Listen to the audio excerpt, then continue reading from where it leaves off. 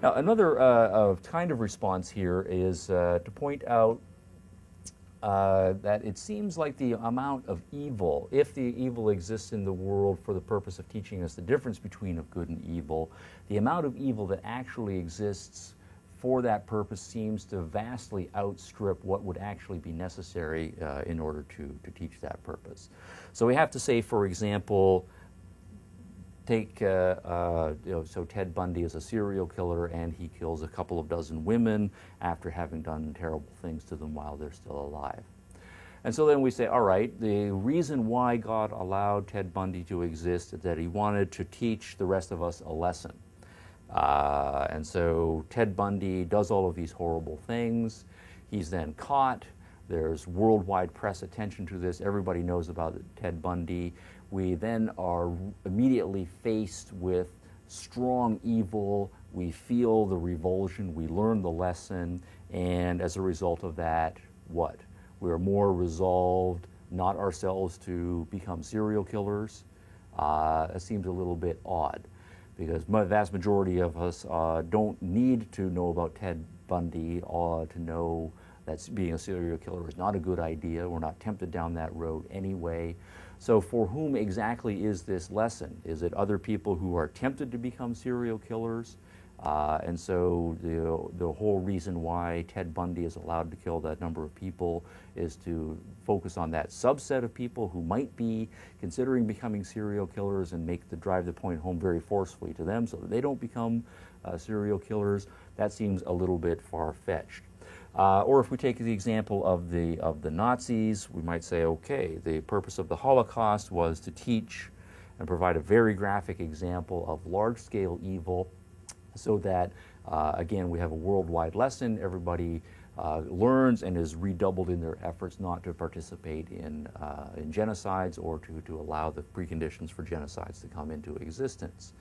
But again, it seems like the vast majority of the population doesn't need to have a Holocaust in order to learn that lesson.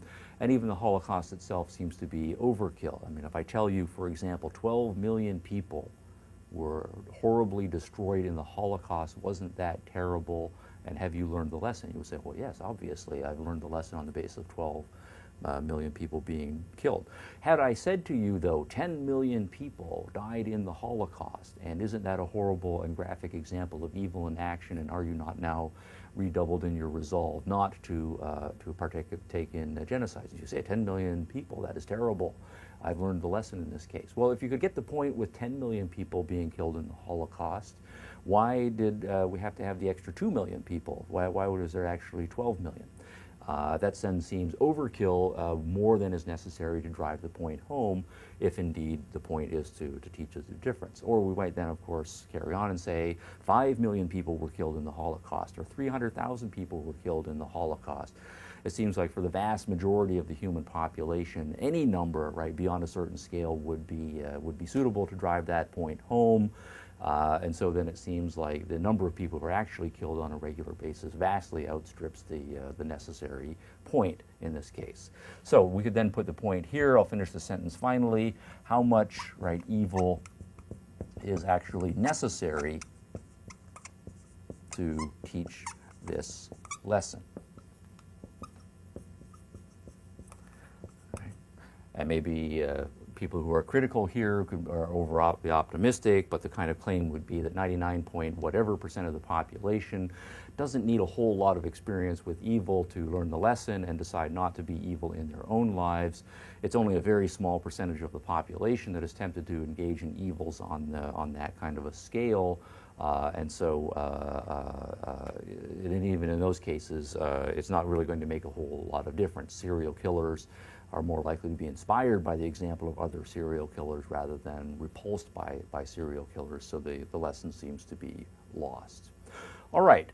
Nonetheless, there is an important point here that the experience of evil and the experience of badness does serve a cognitive lesson.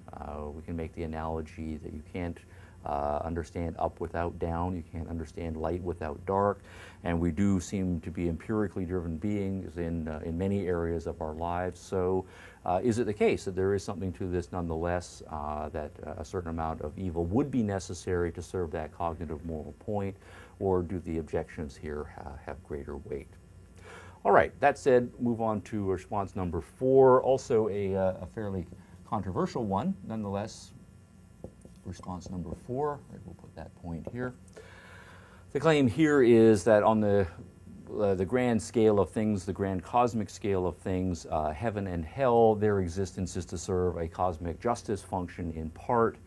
And so while there is injustice on this world, there are evil people who do evil deeds and get away with them. There are innocent people who suffer unjustly and never get compensated in this life.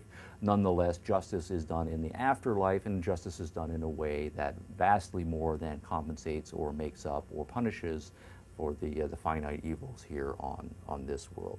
All right, so an important response. How powerful does that seem in your thinking about the issue here? Well, some questions that are typically raised about this is to say that if God wants justice, does he really need to go through the actual existence of evil in this particular world? We might say, for example, that if God is omniscient, various people are going to use their free will to do evil things, Adolf Hitler, Ted Bundy, the pipe bomb guys, right, and so forth.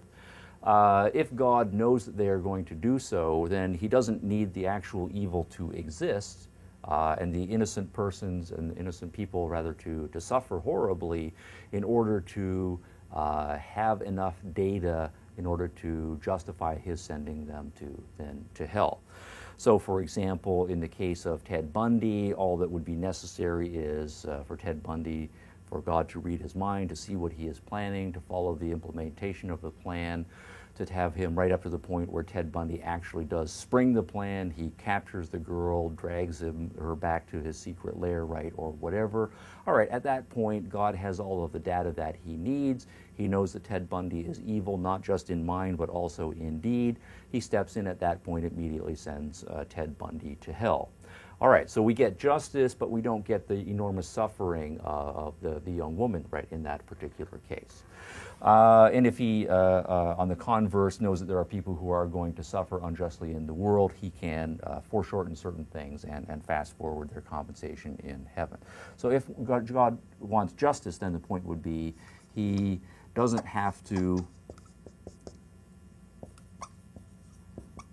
actually allow the full evil to come into existence. There are ways for him to get the necessary data for him to reach the judgment justly that he needs in order to decide whether people go to heaven, right, or hell or not.